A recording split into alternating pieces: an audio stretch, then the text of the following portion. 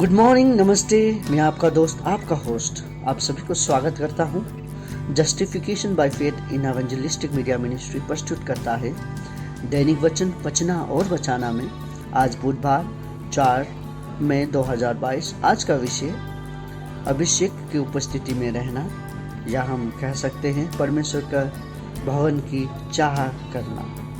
वचन लिया गया है भजन संग्रह 84 का 8 से लेकर 12 तक। यहाँ इस प्रकार लिखा गया है, हम एक एक देखेंगे 8 से 12। हम 8 देखते हैं। हे सेनाओं के परमेश्वर यहोवा, मेरी प्रार्थना सुन। हे याकूब के परमेश्वर, कान लगा।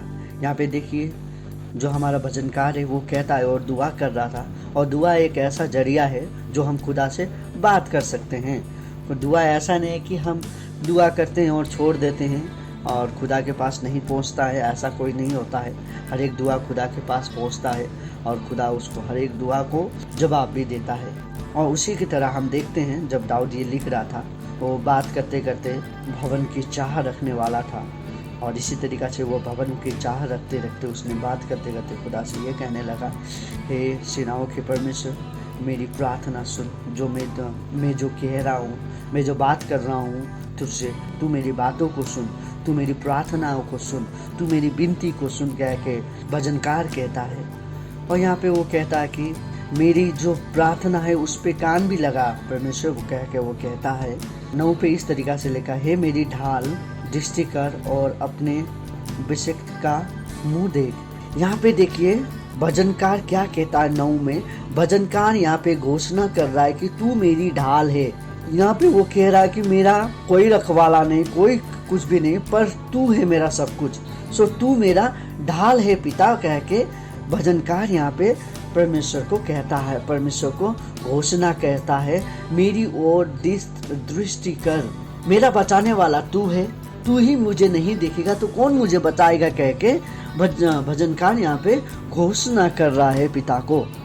सो इसी तरीक़ा से हम जब आगे देखते हैं, क्योंकि तेरे आंगनों का एक दिन और कहीं के 1000 दिन से उत्तम है।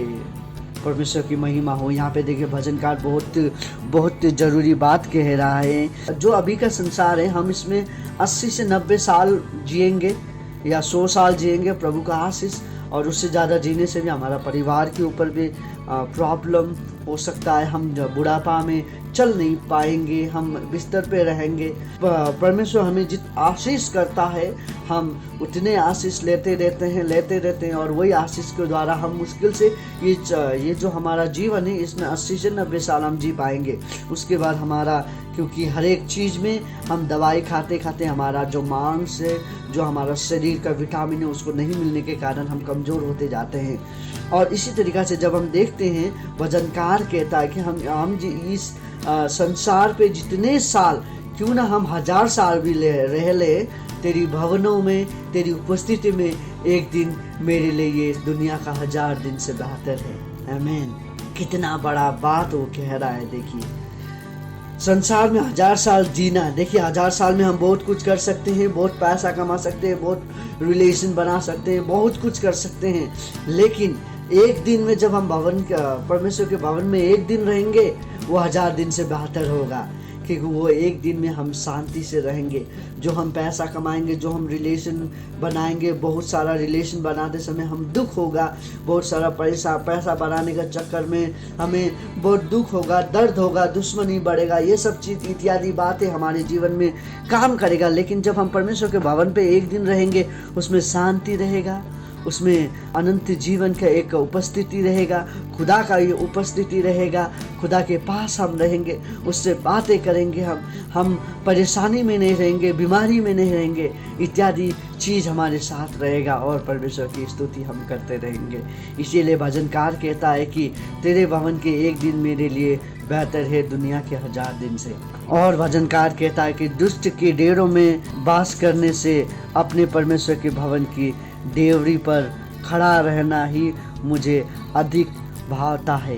देखिए यहाँ पे वो क्या कहता है कि दुष्टों के साथ, दुश्मनों के साथ, या गलत व्यवहार करने के वाले के साथ, या गलत बात करने के वाले के साथ, या हम कह सकते हैं कि जो तेरे चाल पे, तेरे वचनों पे नहीं चलने वाले के साथ हम भी जब गलत काम करने वाले के साथ हम गलत काम करने से अच्छा तेरी भवनों का फाटकों पर जो या परमेश्वर की फाटकों पे जाके, देवरी पे जाके रहना वो उत्तम रहेगा, कह के भजनकार कहता है।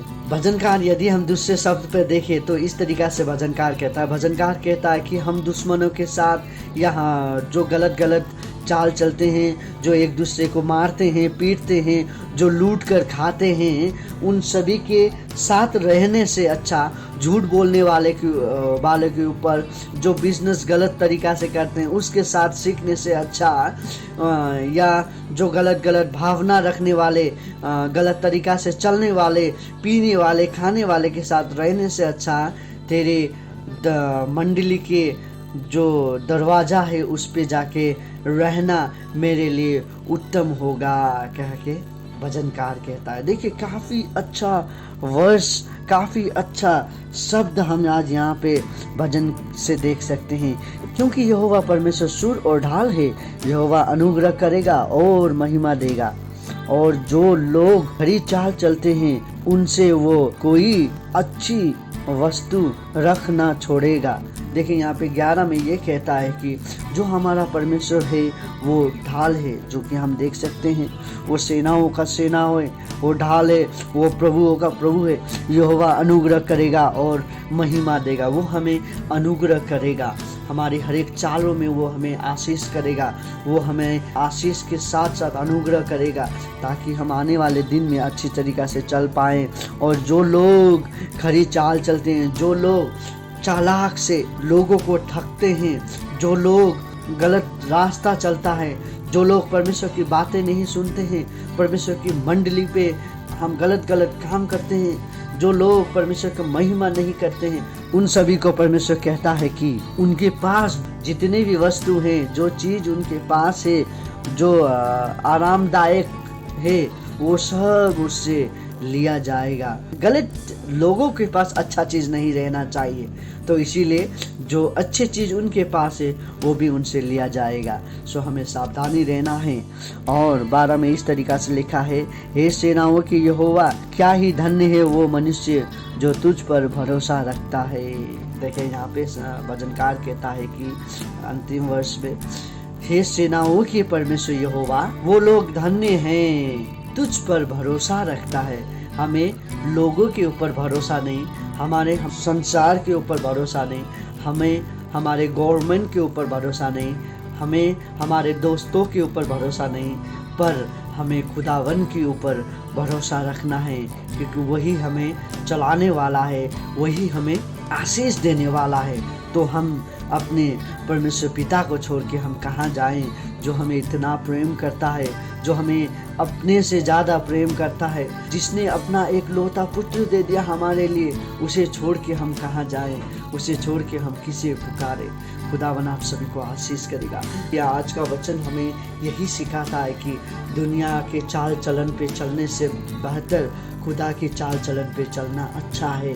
खुदा के चाल चलन पे चलने से हमें आशीष मिलेगा, हम चल पाएंगे, हम आशीष के साथ साथ हमारा जीवन एक संतुष्ट का जीवन पाएंगे। उसी के साथ साथ जो खुदावन ने हमारे लिए अनंत जीवन रखा है, वो अनंत जीवन में भी हम प्रवेश कर पाएंगे। जिसके पास जाना चाहिए उससे दूर है, और जिससे दूर होना चाहिए उसके पास है। हम कभी कभी खुदावन का हम गलती कर लेते हैं, खुदा दंड देगा बोल के हम दूर रहते नहीं। हम खुदा के दंड से दूर नहीं हो रहे हैं, हम खुदा की उपस्थिति से दूर हो रहे हैं। तो खुदा का उपस्थिति से दूर हम ना रहें, क्योंकि खुदा हमें माफ़ देता है, हमें रिपेंट करके उनके पास आना है, तो हमें वो खुदावन आशीष करेगा। खुदावन की उपस्थिति में रहना जरूरी है। आप खुदा की उपस्थिति में रहिए, आपके परिवार को खुदा की उपस्थिति में लेके आइए, आप खुदा की उपस्थिति में रहिए। आपका परिवार को खुदावन आशीष करे, आपको खुदावन आशीष करे। आपका आज का दिन शुभ हो। सबको धन्यवाद।